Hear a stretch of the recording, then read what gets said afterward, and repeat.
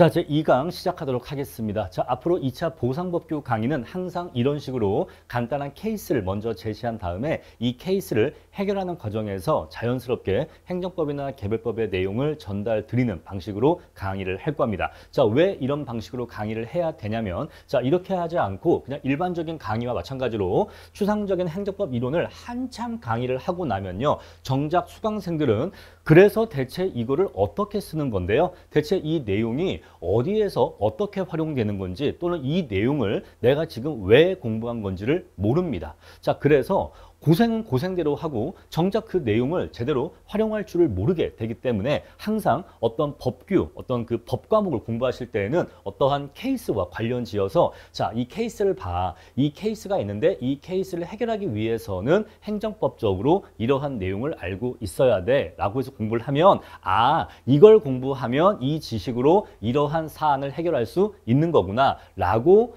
이 지식이 어떻게 활용되는지를 실감하면서 공부할 수가 있어요. 그래서 이해도 더 잘 되고 암기도 더 오래 가는 겁니다. 자, 우리는 그래서 앞으로 항상 이런 식으로 아주 간단한 케이스를 말씀드릴 거예요. 자, 케이스 보시면요. 국토교통부 장관은 자, 우리는 앞으로 국토교통부 장관을 그냥 줄여서 국장이라고 할 겁니다. 그래서 제가 앞으로 강의할 때 그냥 국장이라고만 해도 국토교통부 장관을 말하는구나 라고 여러분들이 알아들어 주셔야 돼요. 아시겠죠? 자, 국장이 감정평가사 A씨에게 3개월의 업무정지 처분을 하였다라고 합니다. 자, 이에 대한 감정평가사 A씨의 권리구제 수단은 무엇이냐라고 하는 아주 간단하고 아주 짧은 기본 케이스를 드린 거예요. 자, 앞으로 우리는 기초법규 시간을 통틀어서 이 기본적인 케이스를 바탕으로 해서 이것과 관련되는 여러 가지 소물음들을 파생시켜서 그 소물음들을 해결하는 과정에서 여러분들께 기초 행정법 개념을 말씀드릴 겁니다. 자, 그럼 우리가 이 케이스를 해결하기 위해서 첫 번째로 우리가 알아야 할 지식은요, 바로 대체 국토교통부 장관이 누군데 대체 누구길래 우리 감정평가사들에게 업무정지 처분을 내리는 거냐라는 것을 먼저 아셔야 돼요. 자, 이것을 알기 위해서는 여러분들이 행정주체, 행정기관, 행정청이라고 하는 세 가지 관련 개념을 공부를 하셔야 되는데 이 중에서 가장 중요한 개념은 바로 여기 세 번째 행정청이에요. 사실 이 앞에 있는 행정주체와 행정기관은 여러분들께 행정청이라는 것의 개념을 설명드리기 위해서 설명드리는 것에 불과하고 결국 여러분들은 이 내용에 대한 강의가 끝났을 때에는 여러분들은 아, 행정청은 저런 거구나 라는 지식이 머릿속에 남으셔야 되는 겁니다. 아시겠죠? 셋 중에서 행정청이 무엇인지 명확하게 기억을 하셔야 됩니다. 자, 그럼 이제 우리는 본격적으로 수업 들어가도록 하겠습니다. 자, 보시면요. 우리 민법은 권리 의무의 주체를 인간으로 규정합니다. 이 말을 조금 다르게 설명드리면은 오직 인간만이 권리와 의무의 주체가 될 수 있다라고 규정하고 있어요. 인간이 아니면 어떠한 권리를 가지거나 의무를 부담할 수 없는 겁니다. 자, 우리가 집에 애완견이 있었을 때 강아지가 참 예뻐요. 그런데 얘한테 견권이라는 게 있나요? 없어요. 그래서 이 강아지한테는 인격이라고 하는 것이 우리 법에서 인정되지 않기 때문에 이 강아지는 인간이 아니기 때문에 어떠한 권리를 가질 수도 없고 어떠한 의무를 부담하지도 않아요. 그래서 나라에서 납세 의무, 세금을 부과할 때 저한테는 세금을 내라고 납세 의무를 저한테 부과하지만 강아지에게는 납세 의무를 부과하지 않는 겁니다. 또는 못하는 겁니다. 왜? 강아지는 의무를 부담할 수 없으니까. 아시겠죠? 오직 인간만이 어떠한 권리를 가지거나 의무를 부담할 수 있는 거예요. 아시겠죠? 자, 그런데 우리 법에서는요, 인간을 두 종류의 인간으로 구분합니다. 바로 잘생긴 인간과 못생긴 인간 이렇게 구분하는 게 아니라 바로 자연인과 법인 이렇게 두 종류의 인간으로 구분을 해요. 자, 자연인은 저처럼 여러분과 저처럼 살아 숨쉬는 생명체로서의 인간이기 때문에 별도로 설명드릴 필요가 없고 우리 이러한 자연인은 당연히 인격을 가지게 됩니다. 즉 권리와 의무를 가질 수 있다라는 뜻이에요. 자, 그런데 법에서 만든 인간이 있습니다. 실제로 살아있는 인간은 아닌데 법적으로 어떠한 존재를 인간으로 인정을 해줘요. 그런 다음에 걔한테 뭘 준다? 법인격을 부여합니다. 왜? 인간이니까. 법에서 만든 인간이니까 얘한테도 인격을 부여해 주는데 우리 그러한 인간을 법인이라고 하고 그 법인이 법에 의해서 가지게 된 인격을 우리는 법인격이라고 해요. 아시겠죠? 자, 자연인은 우리가 설명할 필요가 없는 거고 이제 우리는 법인에 대해서만 얘기를 할 건데 법인에게는 뭐가 있다? 법인격이 있다. 이거는 법에서 만든 인간이고 법이 그 인간에게 부여해준 인격이에요. 아시겠죠? 법으로 만들어준 인격입니다. 바로 법인격이라고 해요. 자, 그래서 인간은 자연인과 법인 두 종류가 있는데 그러면 이러한 법인은 권리와 의무를 가질 수 있다 없다? 가질 수 있다라는 것이죠. 자, 그랬을 때 이제 우리가 행정 주체로 한번 들어가 봅시다. 일단 여기까지 기본 개념 이해하신 다음에 이제 행정 주체 들어갈게요. 자, 행정 주체는 어떠한 행정권을 행사하고 그 행정권 행사로 인해서 법적 효과가 발생할 텐데 그 법적 효과를 받게 되는 법인격체를 행정 주체라고 합니다. 자, 알 듯 말 듯한데 한 절반 정도는 알 것 같은데 아직은 확실하게 이해가 되질 않죠. 자, 조금만 더 설명을 들어가 봅시다. 자, 대표적인 행정 주체에는요, 국가와 지방자치단체가 있습니다. 말 그대로 국가는요, 대한민국을 얘기하는 거고 지방자치단체는 서울특별시, 광주광역시 이처럼 지방자치단체를 얘기하는 거예요. 자, 근데 국가도 하나의 법인입니다. 국가도 하나의 법인이고 지방자치단체도 하나의 법인이에요. 그래서 국가도 법인격을 가지고 지방자치단체도 법인격을 가져요. 자, 법인격을 가진다라고 하는 것은요, 권리나 의무를 가질 수 있다 또는 권리나 의무를 향유할 수 있다라는 뜻입니다. 자, 그럼 이제 우리가 요 네 번째 문장의 내용을 안 상태에서 요 세 번째 문장으로 다시 돌아가 봅시다. 자, 다시 보시면요. 행정 주체는 행정권을 행사하고 다른 말로 어떠한 행정작용을 하고 그로 인해서 발생하는 법적 효과를 받게 되는 다른 말로 책임지게 되는 여러분들이 직관적으로 이해하시기 쉬운 표현은 바로 책임진다라는 표현일 거예요. 그래서 어떠한 행정작용으로 인한 법적 효과 다른 말로 권리 의무의 변동을 책임지게 되는 법인격체를 말한다라고 정의할 수가 있는 겁니다. 자, 이 정도 설명드리면 약 70% 정도 이해가 되실 거예요. 자, 나머지 30%는 뒤에 내용을 설명드림으로써 더 구체화시켜드리고 보충시켜드리겠습니다. 자, 그런데 이러한 국가나 지방자치단체는 법에서 만들어진 인간이긴 한데 법인이긴 한데 실제로 어떠한 팔다리가 있는 것은 아니기 때문에 스스로 어떠한 일을 행할 수는 없습니다. 그래서 국가나 지자체가 어떠한 행정작용을 수행하고자 한다면 실제로 그 일을 할 기관이 필요한데 우리 그 기관을 행정기관이라고 합니다. 자, 여러분 행정기관이라는 표현을 이렇게 한번 이해해 보세요. 자, 우리가 인간이고 생명체이긴 한데 우리가 어떠한 음식물을 먹고 그 음식물로부터 에너지를 얻기 위해서는 우리 몸속에 어떠한 기관이 필요하죠? 바로 소화기관이 필요합니다. 그죠? 자, 소화기관이 있어야지만 우리가 어떠한 음식물로부터 에너지를 얻을 수가 있는 거예요. 또 우리가 숨을 쉬기 위해서는 어떤 기관이 필요하죠? 바로 호흡기관이 필요합니다. 자, 이런 식으로 인간도요, 여러 가지 기관이 필요합니다. 그 여러 가지 기관들이 일을 해주기 때문에 인간이라는 하나의 생명체가 살아갈 수 있는 거잖아요. 아시겠죠? 자, 그래서 우리가 기관이라는 표현을 일을 하는 도구라는 뜻으로 이해하시면 돼요. 기관은 도구예요. 아시겠죠? 기관은 도구, 일을 하는 도구다라는 것입니다. 자, 그래서 여러 가지 행정작용이라는 일을 하는 도구를 행정기관이라고 하는 거고 역시 이 행정기관도 국가의 행정기관이 있고 지방자치단체의 행정기관이 있는데 우리 시험에서는 주로 국토교통부가 문제가 되기 때문에 중앙행정기관으로만 설명을 드릴 거예요. 우리는 지자체하고는 큰 상관은 없어요. 아시겠죠? 우리는 그래서 중앙행정기관인 각 부, 처, 청 이런 것들이 중앙행정기관이다라고 설명드릴 겁니다. 지방행정기관은 별도로 설명드리지 않을 거예요. 아시겠죠? 자, 그랬을 때 이 부가 뭐냐? 바로 각 부를 얘기합니다. 국토교통부, 해양수산부, 행정안전부 이런 식으로 각 부 장관들이 있죠.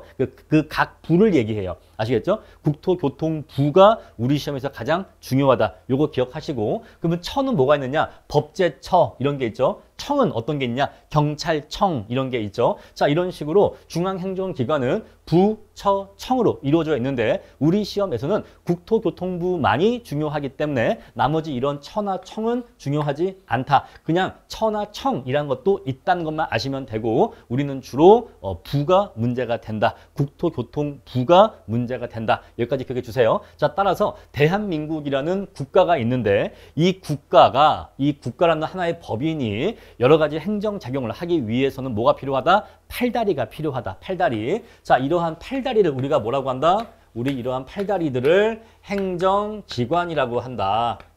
근데 우리 시험에서 문제가 되는 행정기관은 바로 뭐다? 국토교통부다. 우리 시험에서는 국토교통부라고 하는 행정기관이 문제가 된다라는 것이에요. 자, 그러면 실제로 어떠한 업무는 누가 한다? 바로 국토교통부가 한다. 바로 이러한 행정기관이 업무를 하는데, 행정작용을 하는데, 여기서 발생하는 법적 효과, 다른 말로 권리와 의무는 결국 누구에게 귀속된다? 바로 국가에게 결국 그 법적 효과가 귀속된다라는 것이에요. 자, 이거를요, 이렇게 이해하시면 됩니다. 손흥민 선수가 있어요. 축구 선수, 손흥민 선수가 있는데, 자, 손흥민 선수의 다리가 축구를 합니다.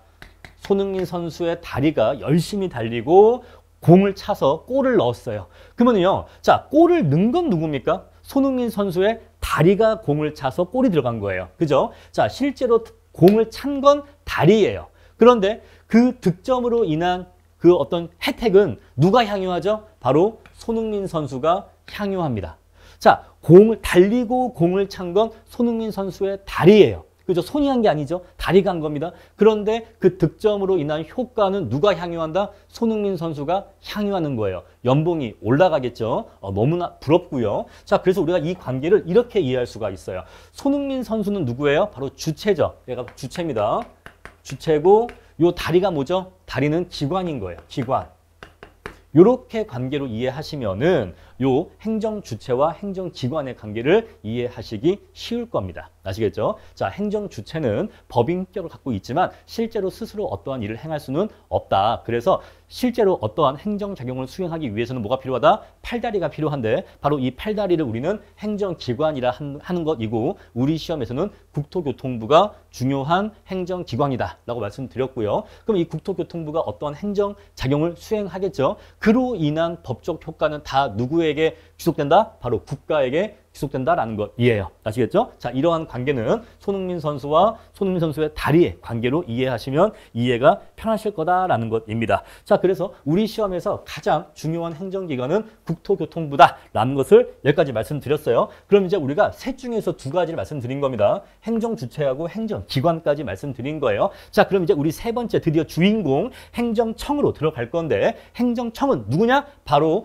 각 행정기관의 최고 대표적 우두머리 행정청은 각 행정기관의 장을 얘기합니다. 자, 엄밀하게는 행정에 관한 의사를 결정하여 표시하는 국가 또는 지자체 기관이라고 법상으로 정의가 됩니다. 근데 우리는 이렇게 정의하면 잘 와닿지가 않아. 그냥 그 행정기관의 최고 우두머리 장을 얘기한다라고 정의하시면 가장 쉽게 정의하시는 겁니다. 자, 이렇게 해도 수업 목적으로 아무 문제가 없어요. 아시겠죠? 자, 그래서 행정청은 각 행정기관의 장을 얘기하는데 그럼 우리가 국토교통부가 가장 중요한 행정기관이라고 했죠. 그러면 여기서의 장은 누구죠? 국토교통부 장관이에요. 그래서 국토교통부 장관이 행정청이 되는 겁니다. 자, 요 관계를 여러분들의 머릿속에 강력하게 기억을 해 주셔야 돼요. 자, 국토교통부하고 국토교통부 장관은 다른 거예요. 아시겠죠? 국토교통부는 행정기관인 거고 국토교통부 장관은 행정청인 거예요. 그러면 이 양자의 구분이 왜 중요하냐? 그리고 두 번째, 왜 우리 시험에서 행정청이 뭔지 아는 게 그렇게 중요하냐? 왜 행정주체나 행정기관보다 행정청이 누구인지 또는 무엇인지 아는 게 왜 이렇게 중요하냐? 바로 우리가 행정심판이나 행정소송을 제기할 때에는 누구에 대해서 제기한다? 국가 아니면 국토교통부? 아니다 이 얘기예요. 우리는 국가에 대해서 행정소송을 거는 것도 아니에요. 아까 우리 업무정지 처분 있었죠. 앞에서 그 케이스에서 우리가 업무정지 처분이 위법해, 억울해 라고 해서 행정심판이나 행정소송을 제기하고자 한다면 첫 번째, 대한민국에게 제기한다? 아니에요. 두 번째, 국토교통부에게 제기한다? 아니에요. 세 번째, 국토교통부 장관에게 제기한다? 네, 맞습니다. 그래서 행정청이 누구이냐, 행정청이 무엇이냐가 중요한 것입니다. 아시겠죠? 자, 그래서 행정심판이나 소송은 행정청을 피청구인 또는 피고로 해서 제기를 합니다. 자, 행정심판의 상대방을 피청구인이라고 하고 행정소송의 상대방을 피고라고 해요. 뒤에 가서 또 공부를 하실 겁니다. 자, 일단은 우리는 국토교통부 장관을 상대로 해서 행정심판이나 행정소송을 제기하는데, 왜냐하면 because 국토교통부 장관이 행정청이기 때문에 그렇습니다. 아시겠죠? 자, 그럼 이제 우리는 행정주체, 행정기관, 행정청의 관계를 이제는 모두 다 정리할 수가 있습니다. 자, 이러한 그림으로 정리를 하고자 합니다. 자, 행정주체가 있어요. 대표적으로 누가 있다고 했죠? 국가와 지방자치단체가 있다라고 했습니다. 근데 우리 시험에서 지자체 중요하다고 했어요? 중요하지 않다고 했어요. 자, 그래서 우리 시험에서는요, 국가가 대표적인 행정주체가 있다라고 기억하시면 되고, 자, 국가가 또는 행정주체가 행정객체인 국민에 대해서 어떠한 행정작용을 할 겁니다. 근데 이런 행정작용을 할 때 행정주체가 스스로 손발이 있다고 했어요? 없다고 했어. 그래서 그 일을 실제로 수행해 줄 기관이 필요한데, 바로 우리 그 기관을 행정기관이라 한다라고 했습니다. 자, 따라서 행정주체는 행정객체인 국민에게 어떠한 행정작용을 할 때 행정기관에 의해서, 행정기관을 통해서 어떠한 행정작용을 할 겁니다. 그러면 이런 행정작용으로 인해서 권리 의무의 변동이 발생하게 될 텐데, 즉 법적 효과가 발생하게 될 텐데, 그 법적 효과를 향유하는, 그 법적 효과를 귀속받는 주체가 바로 누구다? 바로 행정주체다라는 것이죠. 그러니까 일은 누가 해요? 손흥민 선수의 다리가 하는 거예요. 손흥민 선수의 다리가 일을 하지만 그 골로 인한 연봉 상승의 효과는 누가 누린다? 손흥민 선수가 누린다라는 것입니다. 아시겠죠? 이렇게 기억하시면 되는 겁니다. 자, 행정주체하고 행정기관은 이 정도까지만 기억하시면 돼. 아시겠죠? 이 정도까지만 기억하시면 됩니다. 자, 밑에 내용 읽어볼게요. 행정주체는 스스로 어떤 행위를 할 수 없다. 따라서 행정주체가 행정작용을 수행하기 위해서는 일정한 행정기관, 다른 말로 도구의 의미로 이해하시면 됩니다. 자, 행정기관을 두어야 하며, 이 경우 행정기관이 행한 행위의 법적 효과는 권리와 의무의 변동은 행정주체에게 귀속한다라는 것이고, 행정기관의 장을 행정청이라고 하며, 우리 시험에서 가장 중요한 행정청은 국토교통부 장관이다라고 해서 세 가지 개념에 대해서 정리를 해드린 겁니다.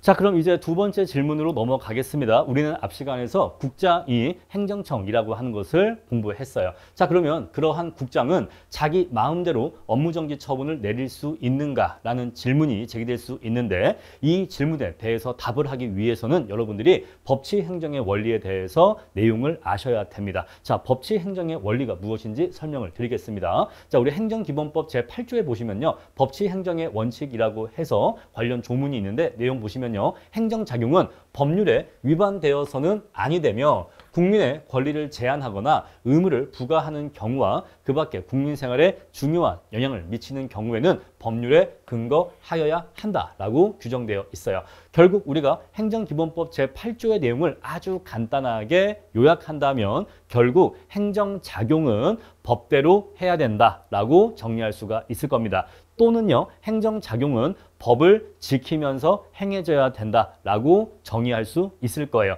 자, 이처럼 법치행정의 원리라고 하는 것은 행정작용이 법대로, 법을 위반하지 않으면서 행해져야 한다라고 하는 원칙을 얘기합니다. 자, 유사한 표현으로 행정의 법률 적합성, 법률에 적합해야 된다, 법을 어기면 안 된다, 이런 뜻으로도 이렇게 표현할 수가 있어요. 자, 과거에 왕이 통치하던 시대에는 왕의 기분대로죠. 왕의 기분이나 왕의 판단대로 어저께는 이렇게 한다고 했다가 오늘은 또 이렇게 한다고 하는 겁니다. 막 그런 식으로 왕 마음대로야. 갑자기 세율이 원래는 10%였는데 안 되겠다, 돈이 필요하니까 세율을 20%로 올려라. 그냥 갑자기 그냥 왕이 올리라면 그냥 올리는 거잖아요. 자, 그처럼 옛날에는 왕 마음대로 통치했었는데 오늘날에는 더 이상 그러면 안 된다는 거죠. 자, 통치자들도 법대로 통치를 해야 된다라는 것입니다. 자, 그래서 법치행정의 원리라고 하는 것은 국가의 행정작용이 법에 정해진 대로 법을 지키면서 행해져야 한다고 하는 것을 법치행정의 원리라고 해요. 자, 이러한 법치행정의 원리는요, 행정작용의 자의적인 행사를 방지합니다. 어떤 권력자 마음대로 어떠한 행정작용이 이루어지는 것을 방지하고, 그리고 어떠한 행정작용이 내려질 것이다 라고 하는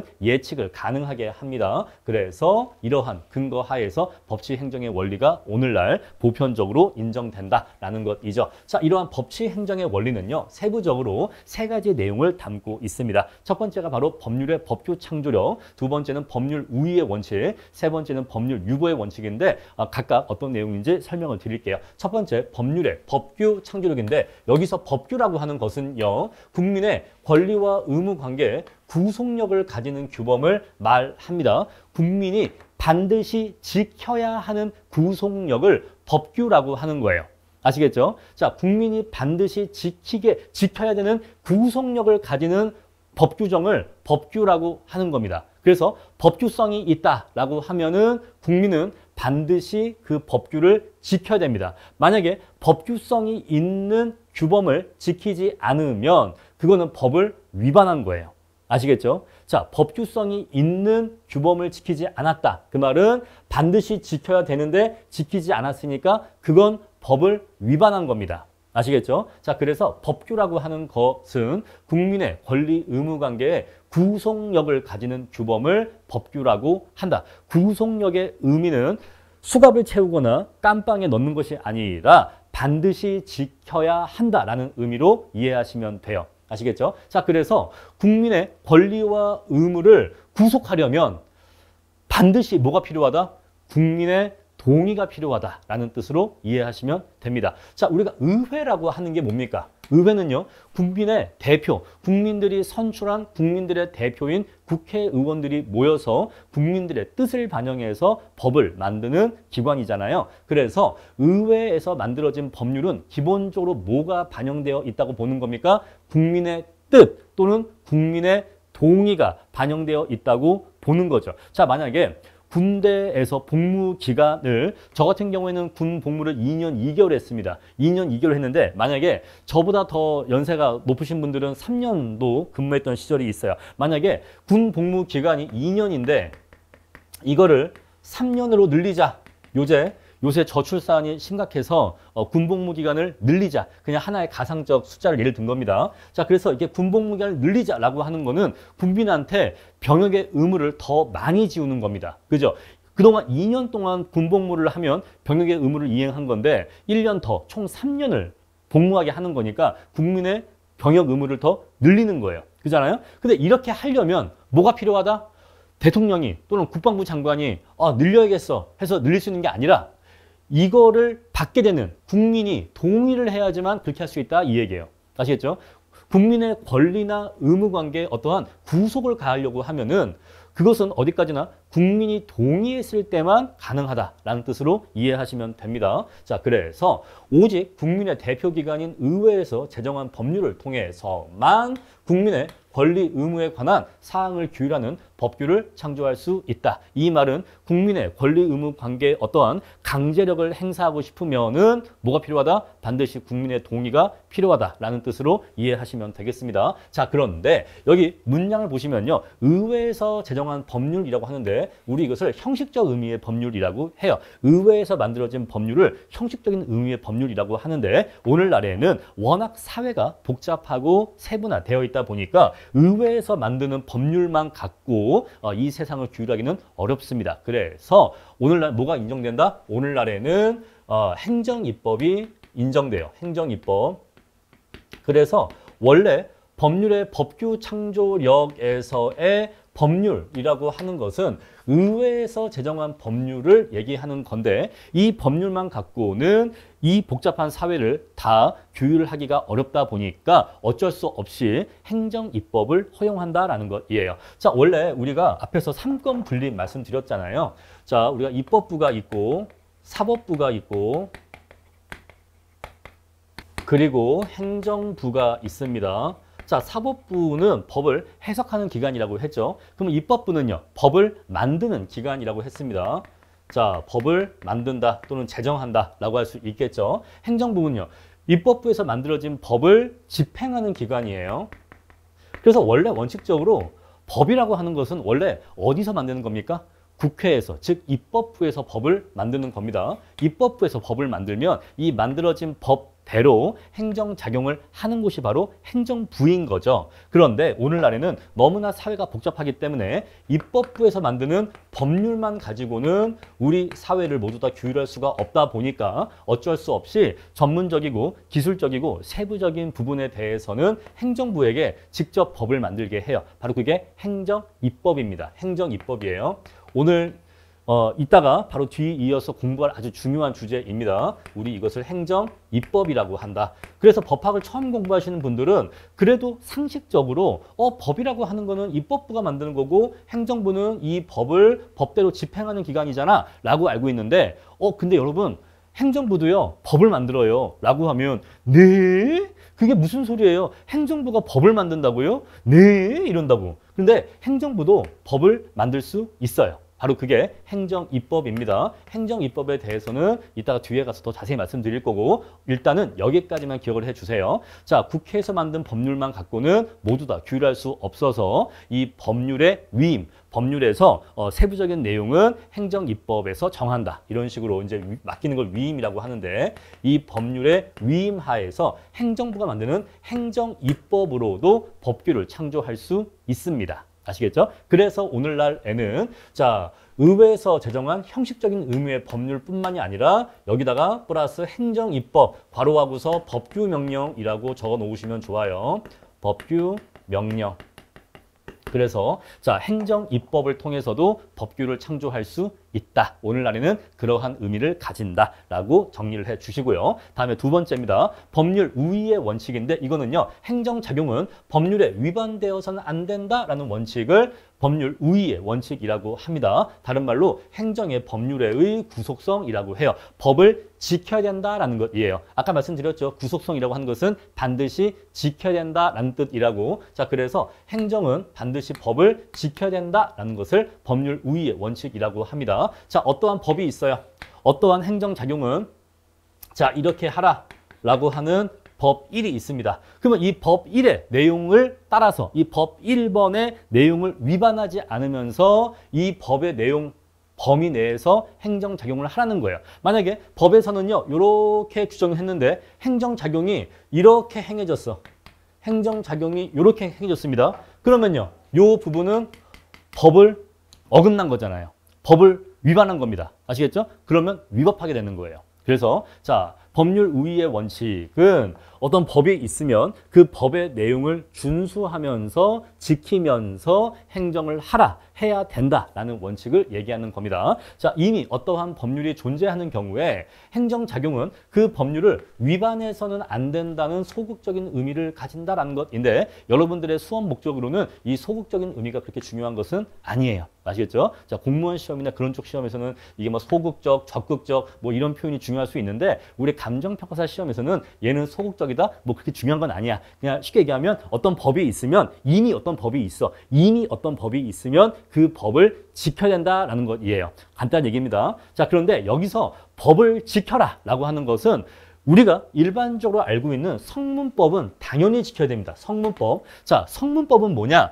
자, 이렇게 문서로 법이 만들어져 있는 것을 성문법이라고 하는 거예요. 자, 우리 헌법도 성문법이고 국회에서 만든 법률도 성문법입니다. 그리고 행정입법도 성문법이고요. 지방자치단체가 만든 규칙과 조례도 성문법이에요. 이렇게 문서화되어 있는 것을 우리가 성문법이라고 하는 거예요. 그러니까 우리가 알고 있는 일반적인 법은 다 성문법이에요. 그런데 불문법이라고 하는 것도 있어요. 자, 이 불문법이 뭐냐? 우리 시험에서 그렇게 중요한 건 아닙니다. 자, 불문법은 뭐냐면 문서화되어 있지는 않아. 문서화되어 있지는 않은데 그거는 당연히 지켜야 되는 거 아니야? 라고 하는 그 어떤 관습과 뭐 판례, 조리 여러 가지가 있는데 일단은 그냥 관습 정도로 말씀을 드릴게요. 뒤에서 설명드릴 건데 일단은 그냥 어떤 관습이 있는데 어떠한 행정 관습이 오랫동안 반복되어 왔어. 행정 관습이 오랫동안 반복되어 오니까 당연히 그렇게 일을 처리하는 거 아니야? 라고 하는 이 행정 관습이 어떤 법 규범화된 것을 얘기해요. 자, 이처럼 불문법이라고 하는 것도 있습니다. 자, 그래서 법률 우위의 원칙에서 법을 위반하면 안 돼 라고 할 때 그 법이라고 하는 것은 성문법만 얘기하는 게 아니라 불문법도 포함하는 거예요. 불문법도 포함하는 겁니다. 그래서 이 불문법을 위반해서 행정작용을 하는 경우에도 위법한 행정작용이 되는 겁니다. 여러분, 성문법을 위반했다. 이건 당연히 위법한 겁니다. 아시겠죠? 성문법을 위반한 건 당연히 위법한 거예요. 그런데 불문법을 위반한 경우에도 위법한 행정작용이 된다라는 것입니다. 아시겠죠? 자, 그래서 법이라고 하는 것은 반드시 문서화되어 있는 성문법뿐만 아니라 문서화되어 있지 않은 불문법이라고 하는 것도 있는데 이 불문법을 어겨서도 안 된다. 불문법도 지켜야 된다라는 의미로 일단 이해하시면 되겠어요. 다음에 세 번째, 법률 유보의 원칙인데 자, 이건요. 행정작용이 행해지기 위해서는 뭐가 필요하다? 법률의 근거가 있어야 한다는 원칙을 얘기하는 거예요. 자, 우리가 코로나가 발생했습니다. 사실 저도 살면서 코로나와 같은 사태는 저도 처음이에요. 저도 처음입니다.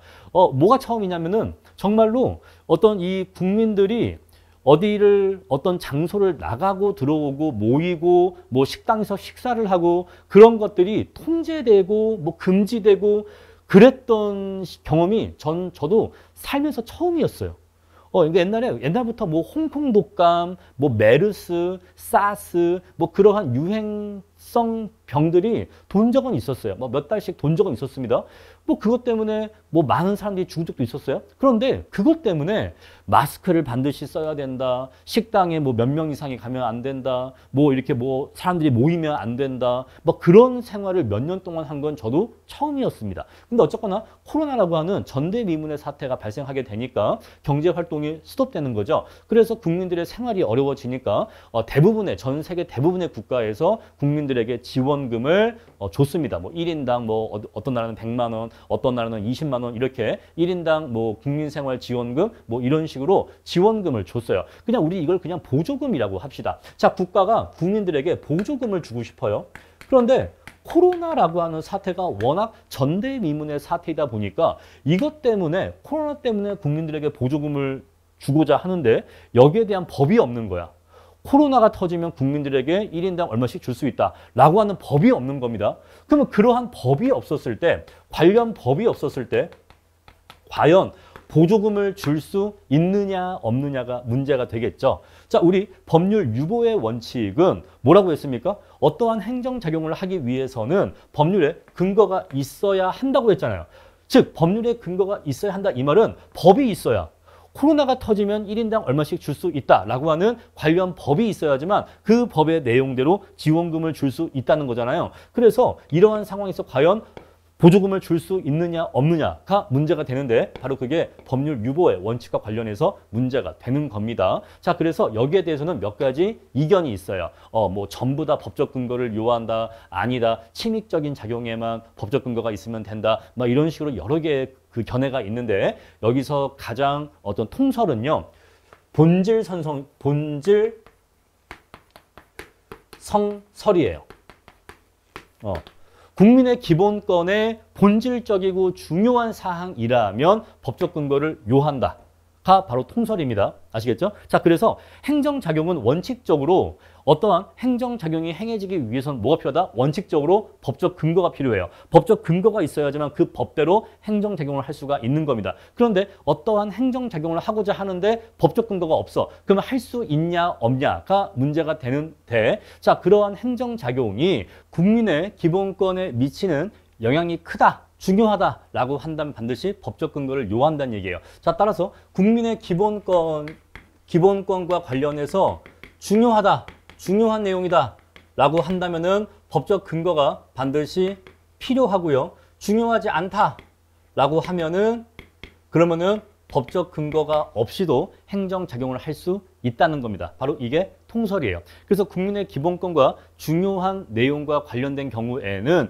반드시 법적 근거가 있어야지만 행정작용을 할 수가 있는데 자, 중요하지 않은 사항이라면 법적 근거 없이도 행정작용을 할 수 있다. 바로 그게 통설입니다. 자, 이렇게 해서 내용 세 가지가 바로 법치행정의 원리를 이룬다라는 것입니다. 자, 그러면 지금까지 말씀드린 내용을 정리하면 이렇게 간단히 정리할 수가 있습니다. 결국 법치행정의 원리라고 하는 것은 국가가 어떤 행정작용을 할 때 법에서 정해진 대로 해야 한다는 것을 말한다라고 정의할 수가 있겠죠. 자, 따라서 국장도 법을 지키면서 어떠한 행정작용을 해야 됩니다. 만약에 국장의 행정작용이 법을 어긴다면 위법한 행정작용이 되는 거죠. 자, 그래서 국장도 법을 지키면서 행정작용을 해야 되고 따라서 업무정지 처분을 내릴 때에도 법을 지키면서 업무정지 처분을 해야 되는데 만약에 이 법을 위반하면서 업무정지 처분을 했다라고 하면은 위법한 업무정지 처분이 되는 것입니다. 자, 그랬을 때 국장이 법을 지켜야 한다라고 했는데 대체 여기서 말하는 법은 무엇을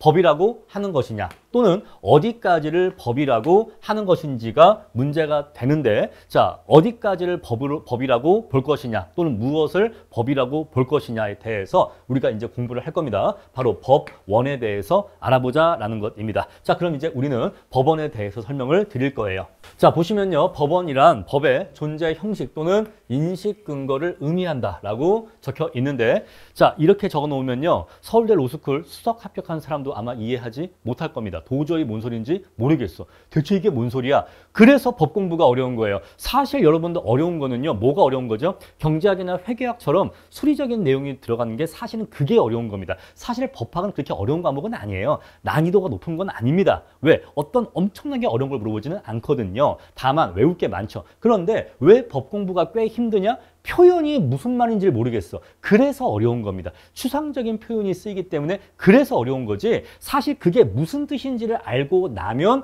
별 내용은 사실 없어요. 자, 우리 그래서 법원을 이렇게 정의해버리면 우리가 이해가 안 돼버리기 때문에 수업 목적으로는 우리는 법원을 다르게 표현할 겁니다. 바로 법의 모습이라는 표현을 쓸 거예요. 수험적으로는 법원을 법의 모습이라는 표현 또는 법의 범위라는 표현으로 이해를 하셔야지만 더 수월하게 공부하실 수 있을 겁니다. 자, 우리가 법이 존재하잖아요. 그랬을 때 대체 어디까지를 법이라고 얘기하는 거냐? 그거를 법원이라고 한다라고 이해하시면 됩니다. 자, 그래서 법원이란 행정작용의 위법성 여부를 판단하는 기준이 되는데 이 법원은 법원을 구속합니다. 자, 법원 두 번 나왔죠. 여기서의 법원은 이 원자가 원천, 근본할 때 원자고 여기서의 법원은 우리가 얘기하는 사법부를 얘기하는 거예요. 다른 법원인데 헷갈리니까 우리 얘를 사법부라고 하겠습니다. 자, 우리가 국장의 업무정지 처분이 위법하다라고 우리가 이제 주장하는 거죠. 간접평가사 A씨가 주장합니다. 그러면 이제 행정소송이 제기되었을 때 법원에서 국장의 업무정지 처분이 위법한지 아닌지를 판단을 하려면 법을 보면서, 그죠? 법을 보면서 이 법들을 보니까 네가 업무정지 처분을 법을 위반하면서 업무정지 처분을 했네. 이렇게 판단을 할 거 아니겠습니까? 만약에 위반했다면, 그죠? 그럼 법원도 뭔가 얘가 위법한지 아닌지를 판단할 때 뭔가를 보면서 판단할 거 아니겠어요? 바로 이게 뭐예요? 바로 이게 법원이다 이 얘기예요. 법원. 이게 법이다 이 얘기입니다. 아시겠죠? 이런 것들이 법이야. 그래서 이걸 보니까 네가 이 법을 어겼네 라고 이렇게 판단을 내릴 수 있다 이 얘기입니다. 아시겠죠? 우리 얘를 재판 규범이 된다라는 거라고 표현을 해요. 자, 법원은 법전이 존재하는 성문 법원과 법전이 존재하지 않는 불문 법원 두 가지로 구분됩니다. 자, 방금 제가 사법부 즉 재판에서 이제 그 법원이 판단한다고 했죠. 여기서 좀 헷갈리니까 여기서 법원이라는 표현보다는 사법부라는 표현을 쓸게요. 자, 그래서 국장의 업무정지 처분이 위법한지 아닌지 판단을 할 때 성문법도 봐야겠지만 성문법은 종이로 되어 있죠. 또는요 이렇게 문서로 정리되어 있죠. 그래서 성문법도 봐야겠지만 불문법도 본다 이 얘기예요. 불문법, 행정관습이라든가 조리라든가 이런 것들을 본다 이 얘기입니다. 그래서 그런 것들 불문법까지 봐서 위반했네 안 했네, 법을 어겼네 안 어겼네를 판단한다 이 얘기예요. 아시겠죠? 그래서 그때 사법부가 위법한지 아닌지를 판단할 때 보는 법에는 뭐가 있다? 성문법도 있고 불문법도 있는데 이 둘을 합쳐서 뭐라고 한다? 행정법의 법원이라고 해요. 법원. 아시겠죠? 이런 것들이 법인 거예요. 오케이. 자, 그래서 원칙적으로는 성문법주의가 원칙입니다. 오늘날 같이 문명화된 국가에서는 당연히 문서화된 법이 원칙인 거예요. 하지만 불문법을 통해서 성문법의 공백을 보충할 수 있죠. 왜냐면 우리가 문서로서 모든 경우의 수를 다 대비할 수는 없잖아요. 그래서 혹시 성문법이 미비한 부분에 대해서는 불문법이 보충할 수 있다라는 것입니다. 자, 불문법에 대해서는 자세한 내용은 기본 강의 가서 말씀을 드릴 거예요. 본 기초법규에서는 성문법 위주로 말씀을 드리고 불문법은 기본 강의 가서 그때 말씀을 드리겠습니다. 자, 일단은 행정관습과 또는 조리와 같은 불문법이 있다. 조리라고 하는 것은요 일반 원칙을 얘기해. 그러니까 이 세상이 돌아가는 어떤 원리, 세상 이치 이런 것들을 조리라고 합니다. 그러니까 당연히 그런 거 아니야? 라고 하는 걸 조리라고 해요. 아시겠죠? 세상 돌아가는 이치를 조리라고 한다. 당연히 그건 그래야 되는 거 아니야? 이런 것들을 조리라고 하는 거예요. 자, 일단은 우리는 법원에는 성문법원이 있고 불문법원이 있다. 성문법이 원칙이고 불문법은 성문법을 보충한다라는 것까지 일단 정리하시고요. 자, 그럼 이제 우리는 행정법의 법원을 제대로 보도록 하겠습니다. 자, 성문법원에는 이런 것들이 성문법원이고 다음에 불문법원에는 이런 것들이 불문법을 이루고 있다라는 것이에요. 자, 이런 것들이 성문법을 이루고 있고 이런 것들이 불문법을 이루고 있다. 자, 행정관습법은 행정관습이 오랫동안 반복되어서 법규범으로 승인된 걸 얘기하는데 여기 대해서는 기본 강의 가서 말씀드릴 거고 판례. 자, 대법원에 판례가 있어. 그러면 옛날에 대법원이 이러한 사건에 대해서 이러한 판례를 내린 적이 있어. 그러면 그 판례가 나중에 행정청이 어떠한 행정작용을 할 때 행정청을 구속하는가? 요거는 이견이 있어요. 요건 이견이 있기 때문에 역시 기본 강의 가서 말씀을 드릴 겁니다. 자, 조리는 아까 말씀드린 것처럼 세상 돌아가는 이치라고 보시면 되는데 그냥 그런 게 있구나. 어떤 상식이라고 이해하시면 돼. 상식. 그렇게 이해하시는 게 가장 쉽게 이해할 수 있는 겁니다. 어쨌거나 이런 것들이 불문법이 있는데 본 기초법규에서는 그냥 이런 게 있구나 하고 넘어갈 겁니다. 우리는 요거 위주로 말씀을 드릴 거예요. 자, 맨 위에 뭐가 있죠? 헌법이 있습니다. 헌법은 법 중에 왕이에요. 모든 법 중에 가장 높은 법이 바로 헌법입니다. 헌법은 법 중에 왕이라고 이해하시면 돼. 우리나라 대한민국에 존재하는 법 중에서 가장 위에 있는 최상위법이 바로 헌법이에요. 근데 헌법이 뭔지는 우리한테 그렇게 중요하지는 않아. 아시겠죠? 그래서 헌법은 가장 최상위 법이다라는 거. 그래서 우리나라 대한민국의 국민의 기본권과 국가의 통치 구조에 대한 기본 원리, 기본 내용들이 담겨 있는 것이 바로 헌법이다라는 것이죠. 다음에 헌법 밑에 뭐가 있다? 법률이 있는데 바로 이 법률이 아까 말씀드렸던 의회에서 국민의 대표가 모여서 국민의 뜻을 반영해서 만든 법을 바로 법률이라고 합니다. 자, 여기까지는 누가 법을 만드는 거예요? 여기까지는 바로 입법부, 즉 의회, 즉 의회가 만드는 법입니다. 바로 여기까지가 의회가 만드는 법이에요. 자, 아까 말씀드린 것처럼 오늘날에는 사회가 너무나 복잡하기 때문에 의회에서 만든 법만으로는 이 사회를 다 규율할 수 없다고 했죠. 그래서 위에 법률의 위임, 법률의 위임은 여러분, 위임은 맡긴다는 뜻이에요. 맡긴다. 자, 위임은 맡긴다는 뜻인데 야, 이거 너무 복잡하니까 세부적인 내용은 행정부 니네가 좀 정해봐 라고 해서 행정부에게 행정입법을 맡깁니다. 맡긴다. 그래서 여기 보시면요. 대통령, 총리, 여기서 부령인데 여기서 부는 각부 장관을 얘기합니다. 그래서 대통령, 총리, 각부 장관은 이거는 국회의원이에요? 아닙니다. 행정부예요. 그죠? 그래서 이 명령이라고 하는 것은 누가 만든다? 행정부가 만든다라는 것이고 바로 이게 행정입법이에요. 바로 여기가 행정입법입니다. 행정부가 만드는 법이다.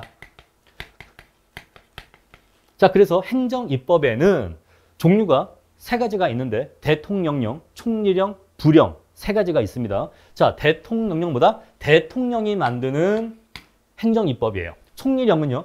국무총리가 만드는 행정입법입니다. 자, 부령은요. 각부 장관이 만드는 행정입법이에요. 그래서 국토교통부 장관도 부령을 만들 수 있다 없다? 만들 수 있습니다. 국토교통부 장관이 부령을 만들 수가 있어요. 국토교통부 장관이 만든 행정입법인 거예요. 아시겠죠? 자, 우리 이런 행정입법을 명령이라고 합니다. 명령. 그래서 우리가 이 법률과 명령을 합쳐서 부를 때 어떻게 부르냐면요. 법령이라고 불러요. 법령. 법령. 요 앞에 법은 요 법을 얘기하는 거고 이 뒤에 명은 뒤에 있는 요 명자, 명령에서의 명자를 딴 겁니다. 그래서 법률과 명령을 같이 부를 때 법령이라고 불러요. 아시겠죠? 자, 우리 그래서 여기 법률까지가 의회에서 만든 법이고 요 밑에 있는 명령이 행정입법이다. 행정부에서 만든 법이다라는 것이에요. 따라서 요것도 법이기 때문에 요걸 어기면 위법하다 아니다? 위법한 거예요. 요것도 법이에요. 요것도 법이기 때문에 이걸 어겨도 역시 위법하게 되는 겁니다. 아시겠죠? 그런 다음에 밑에 보시면 자치법규가 있는데 자, 자치법규는요. 지방자치단체. 지방자치단체에서 만든 그 지방자치단체 내에서 만들어진 법을 자치법규라고 하는 거예요. 조례와 규칙이 있는데 지방자치단체장이 만든 법이 바로 규칙이고 지방자치의회, 의회가 만든 걸 조례라고 해요. 아시겠죠? 그런데 우리 시험에서는 자치법규가 중요하다, 중요하지 않다, 중요하지 않아요. 우리 시험에서는 감정평가사 시험에서는 자치법규가 중요하지 않기 때문에 자치법규라고 하는 것이 있다. 지방자치단체장이 만든 것을 규칙이라고 하고 지방의회가 만든 것을 조례라고 하는데 용어만 아시면 돼. 아시겠죠? 용어만 아시면 되고 그런 게 있구나 정도만 아시면 됩니다. 선생님 그러면요. 우리 시험에서 이 중에서 가장 중요한 게 뭔가요? 좋은 질문입니다. 우리 시험에서는요. 바로 이 행정입법인 명령이 베리베리 소머치 중요하다. 너무너무 중요하다. 자, 여기서 우리는 이게 제일 중요한 거예요. 행정입법에 대해서 여러분들이 아주 깊게 공부를 하셔야 됩니다. 자, 그럼 이제 지금까지 공부한 내용을 정리해 봅시다. 자, 행정작용은 법을 위반해서 행해지면 안 됩니다. 우리 그것을 법치행정의 원리라고 했어요. 그랬을 때 행정작용이 법을 위반하면 안 돼. 그러면 위법한 행정작용이 돼 라고 했는데 거기서 말하는 법이라고 하는 것은 성문법도 얘기하고 불문법도 얘기해요. 얘도 어기면 안 되고 얘도 어기면 안 됩니다. 자, 우리 이거를 다 합쳐서 뭐라고 한다? 바로 이거를 행정법의 법원이라고 해요. 행정을 할 때 지켜야 하는 행정법은 이런 것들이 있다라고 이렇게 정리할 수가 있는 거고 우리 이거를 행정법의 법원이라고 하는 겁니다. 이거를 지켜야 돼라고 이렇게 정리하시면 되는 거예요. 그랬을 때 자, 성문법원이 중요한데 성문법원 내에서는 헌법이 있고 법률이 있다. 법률은 의회에서 만든다. 자, 헌법과 법률까지는 의회에서 만드는 법이다라는 것이고 그런데 이거 세세한 사항까지 다 규정할 수 없으니까 위임에 따라서 행정입법을 맡기는데 바로 그것이 명령이고 그 종류는 대통령, 령, 총리령, 부령 세 가지가 있다라는 것이에요. 행정부가 만드는 법이다라는 것이고 이게 굉장히 특이하죠. 행정부가 만드는 법이기 때문에 특이한 거예요. 그래서 이게 문제가 되는 겁니다. 요거 우리 이따가 자세히 더 공부를 할 거고 그리고 밑에 보시면 지자체 내에서 만들어지는 지자체 단체장이 만드는 규칙이 있고 지방의회가 만드는 조례가 있는데 그런 게 있구나. 용어 정도만 기억하시고 넘어가시면 됩니다. 우리 여기 불문법원에 대해서는 기본 강의 가서 다시 설명드리겠다. 본 기초법규에서는 그냥 이런 게 있다 정도만 언급하고 넘어가도록 하겠습니다.